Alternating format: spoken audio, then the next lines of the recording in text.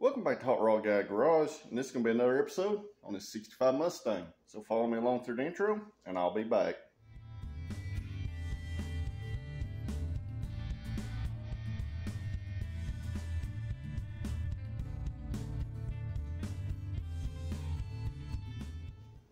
And alright guys, got a couple of big announcements to announce. I have finally got a merch store up. If you go to my main channel, it'll be down there under shop. Check that stuff out. If there's anything you like or you want to see, let me know on my community page. I made a post about it. I'm taking suggestions. But we need to get started back on the 65 Mustang, which means I need to flip this camera around and we'll talk about it a little bit. Daisy up here awful excited about things, and she is also excited about the merchandise because I told her I made her a shirt and a couple other little small things to get her more cat treats. So she is super happy about that. So I've been block sanding along. This last video has just come out where I had started on the side scoop stuff. That didn't go so well. It did work. It was just something I experimented with. I've used the Great Stuff foam before to do stuff like this, and it's worked real well. I tried a different brand this time, and I wasn't real happy with it. But it had stuck to the masking tape so hard that I couldn't get these things off, and I was using a plastic pry tool to try to get it loose from the quarter. And I had to go in here and fix a couple of little small, little pingy spots on this side. And the other side over here. But I got those places fixed and blocked out, and they're good and straight. So I've been working along. I got the other transition over here worked out, and you can actually see it a little bit better in here in the shade of the shop. I've not opened the doors yet, but all I've got left to block on the main body at this point is this quarter panel. I need to finish it. And the roof up here. So I got the trunk blocked. It blocked out real good. Looks real good wet. I did have to come in and fix a little small spot back here. The tail panel blocked out great. So other than those little small things, and I've obviously got to block sand the dash, and then we can blow this car apart and start scuffing stuff that we need to paint too, like under the hood, the interior metal in there, and you know, the edges and corners and stuff of the door jambs and the insides of everything. So like I said guys, at this point I've been sanding for a week, but this is something that if you take your time and work slowly, work these sections as they're needed, in the end, you will have a nicer car. Now, like I said, this is a daily driver quality car to me. And what that means is it's still going to be a good straight car. And it is going to be a beautiful car when I'm done. But there will be flaws here or there. And I'm not saying flaws in the paint or flaws in the bodywork, but maybe the panel gaps, you know what I mean? They may not be 100% perfect. Stuff like that. Stuff in the grand scheme of things that is very minute and most people won't notice. The paint itself will be beautiful on this car. Or that's the plan anyway. So, I've got a bunch of sanding to do. So, I'm not going to do a lot of fast forward stuff in this video. I will come in and update as I go. But first, let me show you them side scoops. And we'll get started. You ready to get started? Okay. We can do that too. So, these side scoops, like I said, I've done the foam this way before. The Loctite stuff, it done good and expanded really well, but what it done when it expanded was, it, you know, it left some gaps and stuff in places, and I wasn't real happy with. I'd used this stuff before, and it left some gaps here and there. I wasn't real happy with, but what I'd done, I'd went in here, and I'd come in here, and I'd put some grills in here. And like I said, I blocked them back about an inch and a half in. that'll be painted black in there with the grills, you know. It'll look more like that right there on the car. I'm going to adhere these to the car. Obviously, I've got to fill that gap in that one up with something. I'm probably going to panel bond these to the car. At that point, I will seam seal around the edge before I paint the car. But before I do that, I am going to trim the car out and do door jambs. And I will paint these cove areas. That way there is paint that matches the car underneath. And I think that's about the best way I can approach it. By seam sealing around it and panel bonding them to the car also with them being bolted on, there will be absolutely no chance of these things falling off or flying off on the interstate or water getting behind them and causing issues. So basically, they'll be a permanent fixture on the car from now on. But I will paint behind them because that's the right way to do it. So let's get this place opened up so Daisy can go out and do her cat things and find her a good spot to watch and inspect.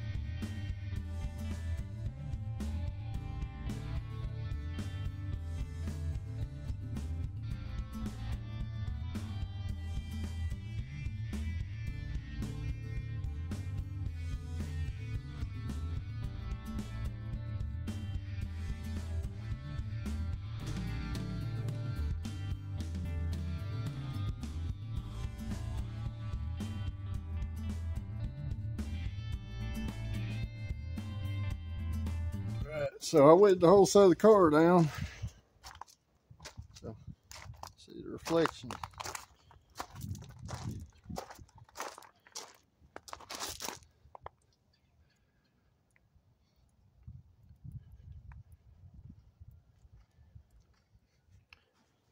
So quarter panel done. One thing I can check off my list. Car looks like it's got a good straight reflection. When I went back to video that for y'all, there was a couple little dry spots starting to dry out. When you spray the water, you want to let that kind of run off for the mass of it, because the water itself will have little wavy things in it, and when it dries out, it'll also do the same thing. But when it's good and wet, this thing has a good arrow straight reflection all the way down the side of the car, which is exactly what we're shooting for. So at this point, I need to move on to the roof, the cowl and dash, and probably the rocker panels. And then at that point, the whole car will be done as far as the exterior sheet metal, other than the parts I have off the car. Now, each one of those will have to be individually block sanded too, which also eats up a ton of time. So, like I said, I'm going to try to keep the time-lapse stuff to a minimum on this video for y'all. So, let me get back busy, and I'll be back here in just a little while.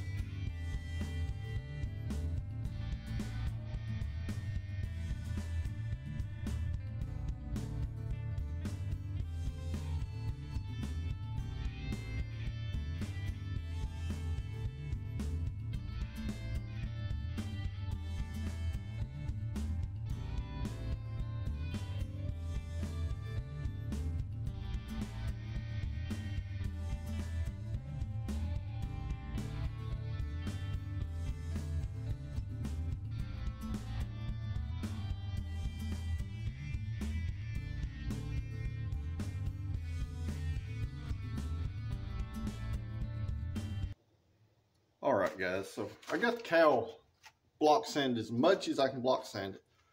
A lot of these little fine intricate areas you're not going to be able to block sand, and it's not really going to matter if it's 100% straight, because a lot of those little small areas aren't straight themselves. So what I'm going to use is what they call a red Scotch-Brite pad. Now these are technically 360 grit, which is coarser than I would like to use for a final wet sand, but these things, they wear out really, really fast.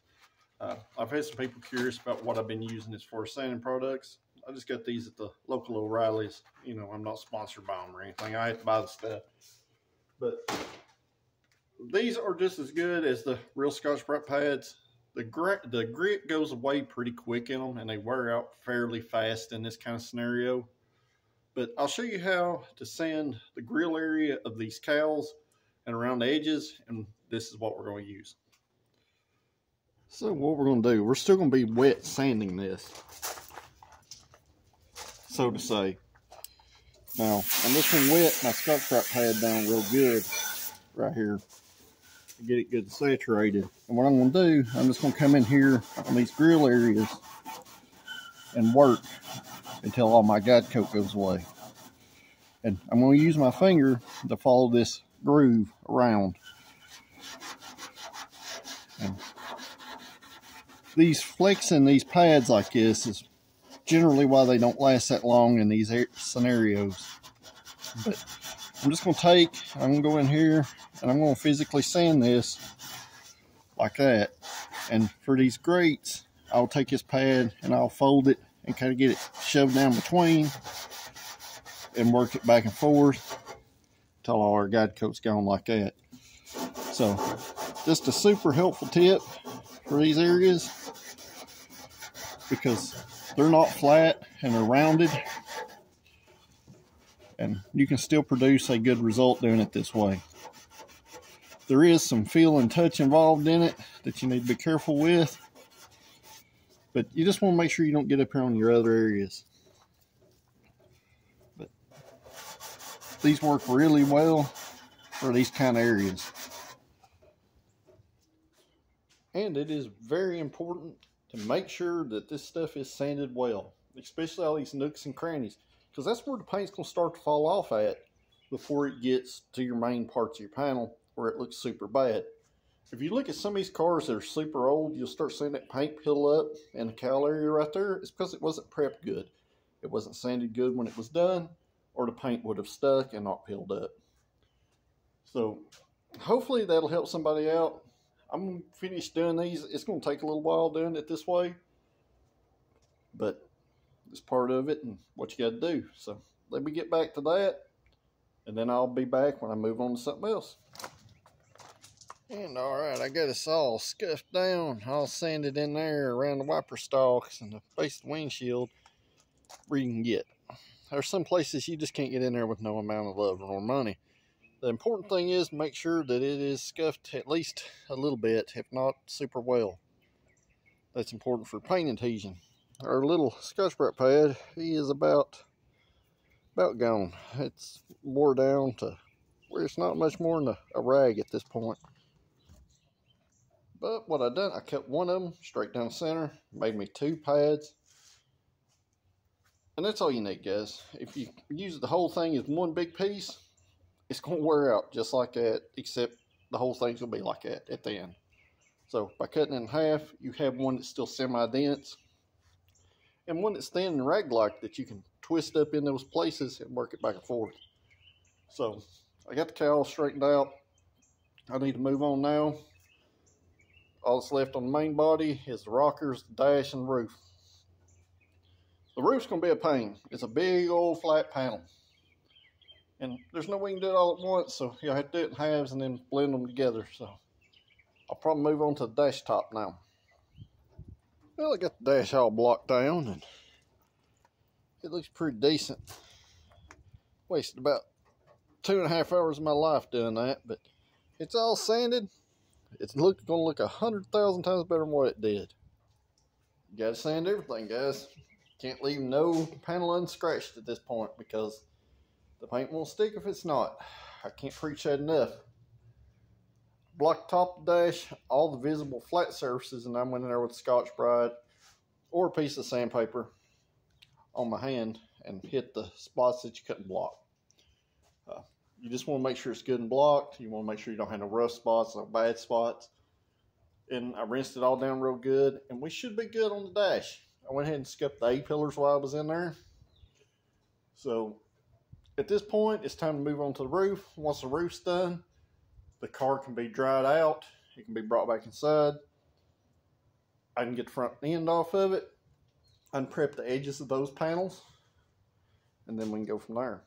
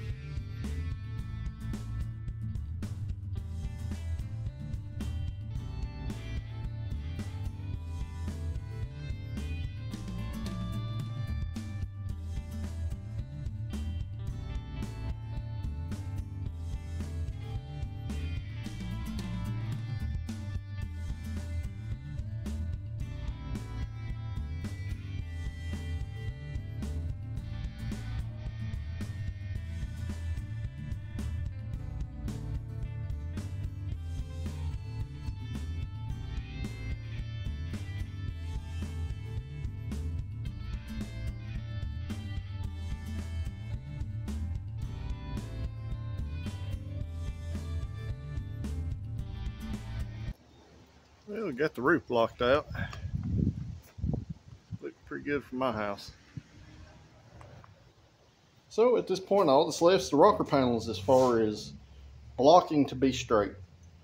After this point, everything will be kind of, just scuffing and sanding the small things other than the hood, rear bumper, and the rear valance. I've still got to block sand those, but they should go pretty quickly. So that's going to probably be it for today. So I will see y'all in the morning. Well, it's the next morning. You see, got a jacket on. Yeah, it's like 45 degrees right now. Yep, this weather is not real conducive for what we need to do here on the Mustang. So we need to kick it in gear. Down here in the floor, I want to remind you, if you're still watching my video, to hit that subscribe button because it helps the channel to grow. And helps me knock a little time off building this previously horrible hack job of a Mustang. And it buys her more cat treats.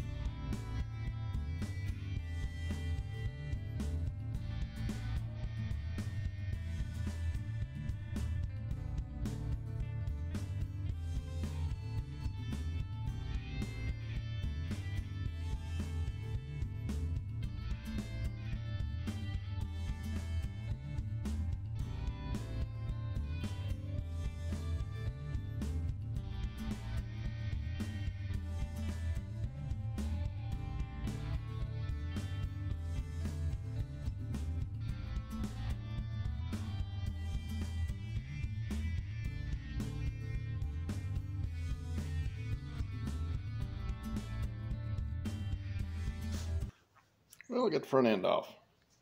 It's one of them things I need to do because I need to get the door jambs prepped. I need to get the under hood area prepped. and all the edges and stuff like that. Keep in mind, if you don't sand this stuff, your paint's not going to stick. So I got the fenders on stands. I took a few other little small things off, like the trunk latch bolts and stuff, trunk catch bolts. I took those off. And I'm just kind of looking over the car at this point, trying to make a plan of how I'm going to attack this sanding job. Because even though the outside of the car is blocked, I've still got sand under the hood, the door jambs, the inside panels of the doors, the bottom of the trunk jamb, and all the edges and stuff that normally most people would just spray right over and not sand it or scuff it. But I don't want the paint to start falling off this car in 5 years or a year or 6 months or, a couple days. Let's just be real here. Prep work goes a long ways, and the more time you spend in it, the better your end result will be. So, I got all this off. So, I need to get this outside and scuff this down. Or door jambs. All that stuff like I talked about before. But it's going to be a major undertaking to paint this car, especially in pieces. That's why most people will trim one out and put it back together and then paint it as a whole. That may be something I explore, but one thing I do know, without the fenders on, I can paint the front of this door jamb and get a nice result. Then open the door and spray the backside. Easy, just get done with her checks. She's going to go over there and get her something to eat.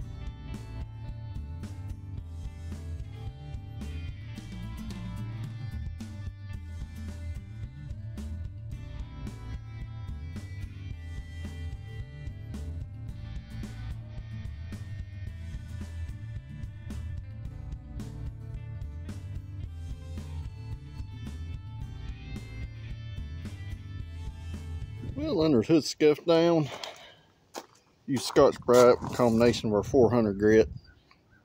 Scuffed it down everywhere I could get it.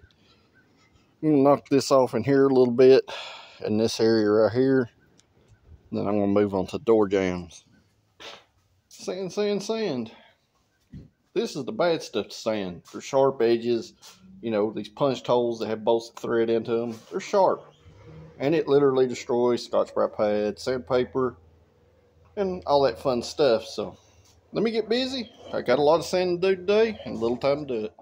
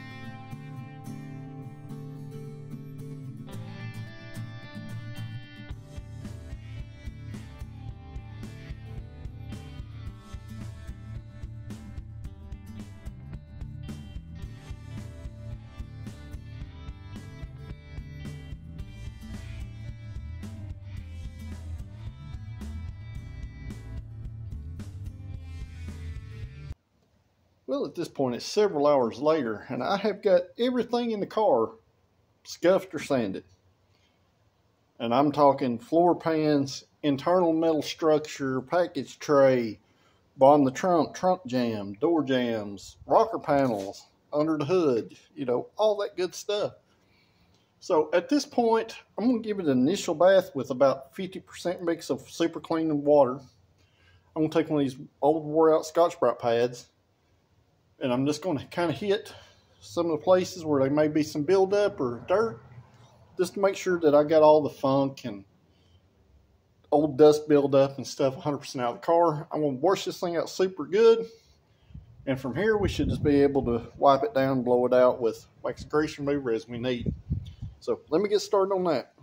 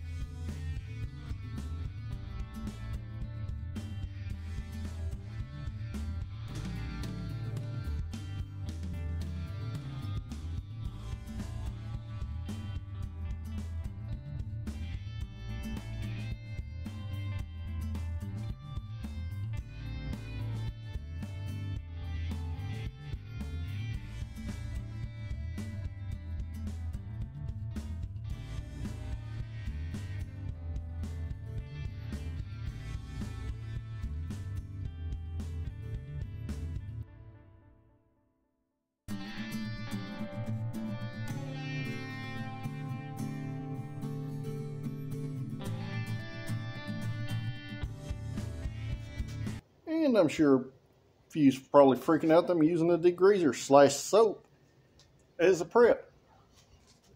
Yeah, this is just the initial wash. I wanted to break down any of that sanding residue or any, you know, oily handprints or whatever that may have been in places that you couldn't get to. I want to make sure none of that stuff was built up, because once it dries back out, it'll turn back into powder, it'll be in the air, and it'll blow into our paint job. So what the degreaser does, like I said, is break that stuff down. Super Clean is a really cool degreaser. It works really well for us. Like I said, I knocked it down about 50%. It's probably a little strong for this application, but it'll work just fine. Just make sure you rinse the car to get any of that residue off.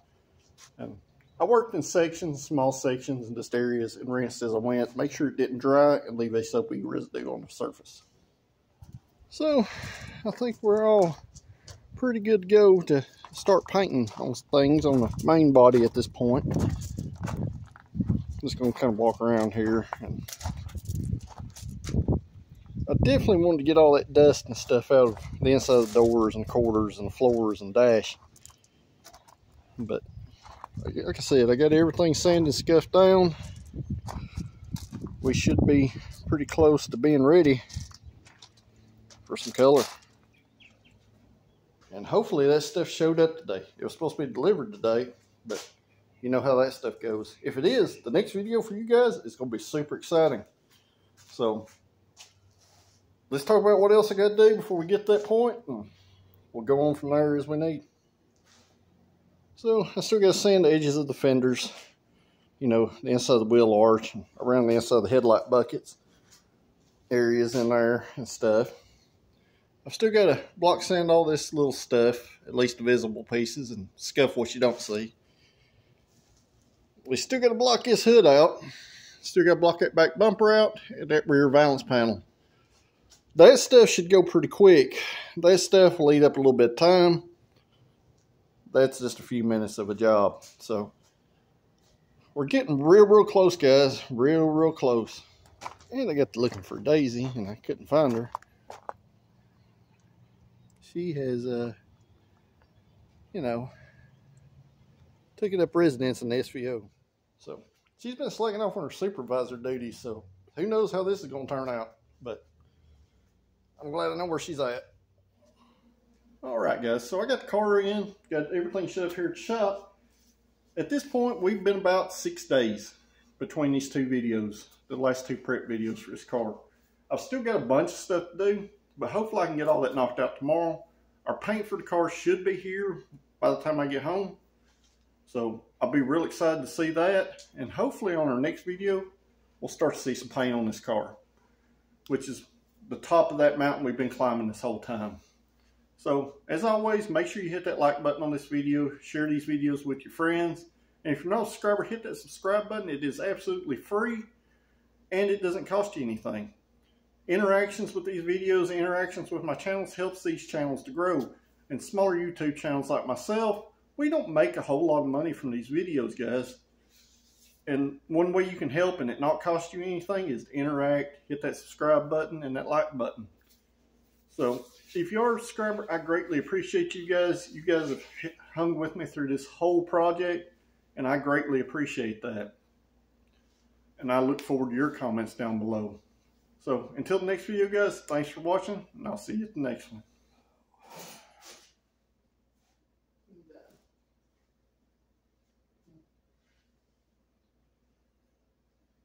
Been a day, ain't it? Yeah.